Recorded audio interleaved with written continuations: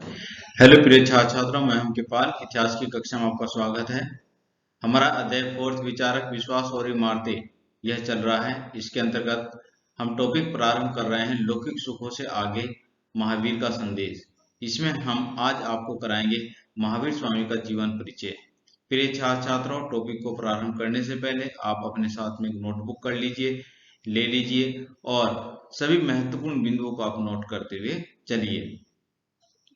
ये इसमें आपको लॉन्ग क्वेश्चन और शॉर्ट क्वेश्चन और ऑब्जेक्टिव क्वेश्चन के सभी आंसर आपको इसमें प्राप्त होंगे।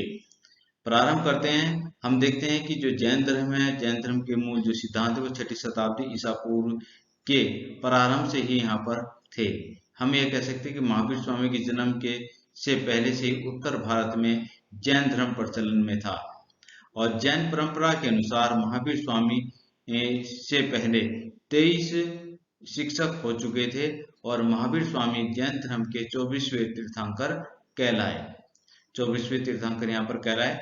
और तीर्थंकर का अर्थ क्या होता है, अब हम देखते हैं यहाँ पर तीर्थंकर का अर्थ क्या होता है।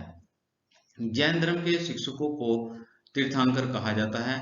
और कौन जैन धर्म के शिक्षक होते हैं जिनको तीर्थंकर कहा गया, यानी कि यहाँ पर हम देख सकते हैं कि ऐसे महापुरुष जो पुरुषों और महिलाओं को जीवन की नदी के पार पहुंचाते हैं, यानी कि इस प्रकार का ज्ञान देते हैं ताकि वह अपने इस जीवन रूपी नैया को अच्छी तरह से पार पहुंचा सकें।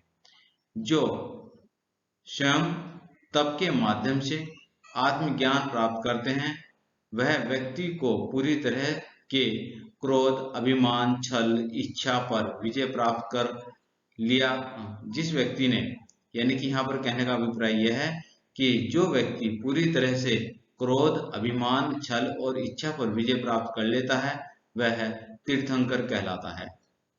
एक बार फिर देखते हैं हम यहाँ पर कि 6ठी शताब्दी ईसा पूर्व से पहले से ही जैन धर्म के मूल सिद्धांत उत्तर भारत में प्रचलित थे। महावीर स्वामी के जन्म से पहले से ही उत्तर भारत में जैन धर्म के सिद्धांत प्रचलित थे और जैन परंपरा के अनुसार महावीर स्वामी के से पहले से ही 23 तीर्थंकर यहाँ पर थे। जैन धर्म के 23 शिक्षक हो चुके थे और 24वें तीर्थंकर महावीर स्वामी को कहा जाता है।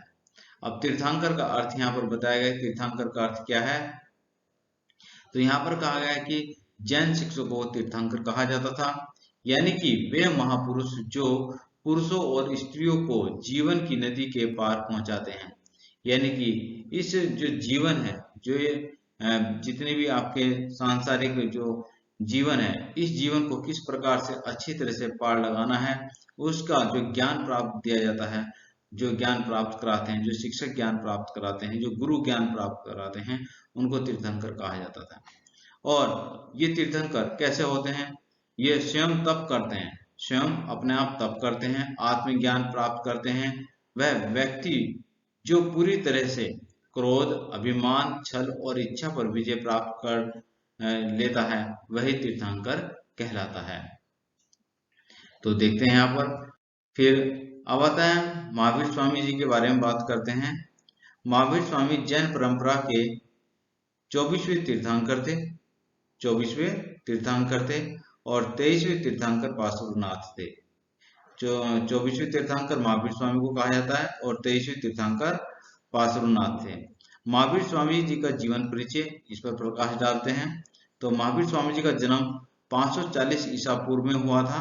इनका जन्म स्थान कुंड ग्राम वैशाली बिहार में है और महावीर स्वामी जी के बचपन का नाम वर्धमान था।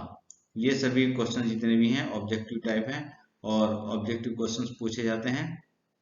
एक बार फिर देखते हैं, महावीर स्वामी जी का जन्म 540 ईसा पूर्व में जन्म स्थान कुंड ग्राम वैशाली में हुआ था और महावीर स्वामी जी का बचपन का नाम वर्धमान था। महावीर स्वामी जी के पिताजी का नाम सिद्धार्थ और जो सिद्धार्थ थे यह वज्जी संघ के कुंड ग्राम के प्रधान थे। वज्जी संघ कुंड ग्राम के प्रधान थे महावीर स्वामी जी के पिताजी सिद्धार्थ। महावीर स्वामी जी के पिताजी जो सिद्धार्थ थे वह वज्जी संघ कुंड ग्राम के प्रधान थे। मोस्ट इंपोर्टेंट है, इस तरह के क्वेश्चन ऑब्जेक्टिव पूछे जाते हैं। महावीर स्वामी जी की माता जी का नाम त्रिशला ये लिच्छवी चेटक की बहन थी। जो त्रिशला थी यह लिच्छवी चेटक की बहन थी, लिच्छवी थी। पत्नी का नाम, महावीर स्वामी जी की पत्नी का नाम यशोदा था। यह राजा समरवती की कन्या थी, राजा समरवती की कन्या थी। पुत्री का नाम, महावीर स्वामी जी की पुत्री का नाम था अनुज्ञा। इनको प्रियदर्शनी भी कहा जाता था। अनुज्ञा, महावीर स्वामी जी की पुत्री का नाम अनुज्ञा था और इन्हें प्रियदर्शनी भी कहा जाता था। महावीर स्वामी जी के जो दामाद था वह जमाली था। यह प्रथम इनका शिष्य भी रहा है। गृह त्याग, महावीर स्वामी जी ने गृह त्याग कब किया था? 30 वर्ष की आयु में इन्होंने गृह त्याग किया था। महावीर स्वामी जी ने 30 वर्ष की अवस्था में, 30 वर्ष की आयु में गृह त्याग किया था और ज्ञान प्राप्त करने में इनको 12 वर्ष लगे, यानी कि 12 वर्ष तक इन्होंने तप किया और 12 वर्ष के बाद 42 वर्ष की अवस्था में इनको ज्ञान की प्राप्ति हुई। ज्ञान प्राप्ति स्थल जो था वो है जमरिक ग्राम ऋजुपालिका नदी के तट पर था। जमरिक ग्राम ऋजुपालिका नदी के तट पर यह स्थान स्थित था और साल के वृक्ष के नीचे इनको ज्ञान प्राप्त हुआ। साल के वृक्ष के नीचे महावीर स्वामी जी को ज्ञान प्राप्त हुआ। देखिए वृक्ष कौन सा था? साल का वृक्ष। साल के वृक्ष के नीचे महावीर स्वामी जी को ज्ञान प्राप्त हुआ। प्रथम शिष्य जमाली, जो कि इनका दामाद था, और उपाधि, ज्ञान प्राप्त करने के पश्चात महावीर स्वामी जी को कैवलिन की उपाधि मिली। कौन सी उपाधि मिलती है? कैवलिन की उपाधि इनको प्राप्त हुई है। और कैवलिन किसको कहा गया? यानी कि अन्य और भी कई सारी उपाधियां थी कि समस्त इंद्रियों पर जिन, फिर इनको जिन भी कहा जाता था, इनको जिन भी कहा जाता था। जिन किसको कहा गया? समस्त इंद्रियों पर विजय प्राप्त करने के कारण इनको जिन कहा गया, यानी कि महावीर स्वामी को जिन कहा गया। क्यों कहा गया? समस्त इंद्रियों पर विजय प्राप्त करने के कारण इन्हें जिन कहा गया। यहाँ पर कैवलिन का अर्थ होता है कैवल्य, यानी कि सर्वोच्च ज्ञान प्राप्त। कैवल्य सर्वोच्च ज्ञान प्राप्त, इसलिए इनको अरहत भी कहा गया, इनको जिन कहा गया, निग्रंथ कहा गया ये। और जीवन का अंत, महावीर स्वामी जी के जीवन का अंत पावापुरी में हुआ। महावीर स्वामी जी के जीवन का अंत पावापुरी नालंदा बिहार में हुआ। 72 वर्ष की आयु में, उनकी जो अवस्था थी उसमें 72 वर्ष की आयु थी और 468 ईसा पूर्व में उनको निर्वाण प्राप्त हुआ। तो महावीर स्वामी जी की जो मृत्यु थी, उसको, मृत्यु की जो घटना थी उसको निर्वाण कहा गया, निर्वाण कहा गया। तो प्रिय छात्रों, आज के लिए इतना ही। इसमें आप इसको अच्छी तरह से कीजिए।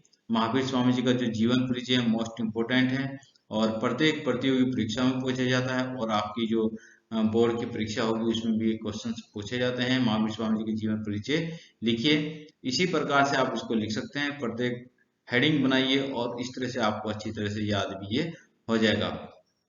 प्रिय छात्रों, यदि अभी तक आपने हमारे चैनल को सब्सक्राइब नहीं किया है तो चैनल को सब्सक्राइब कर लीजिए और बेल नोटिफिकेशन भी दबा दीजिए और ऑल नोटिफिकेशन पर आप क्लिक कर लीजिए ताकि आगामी सभी वीडियो आपको सरलता से मिलती जाए।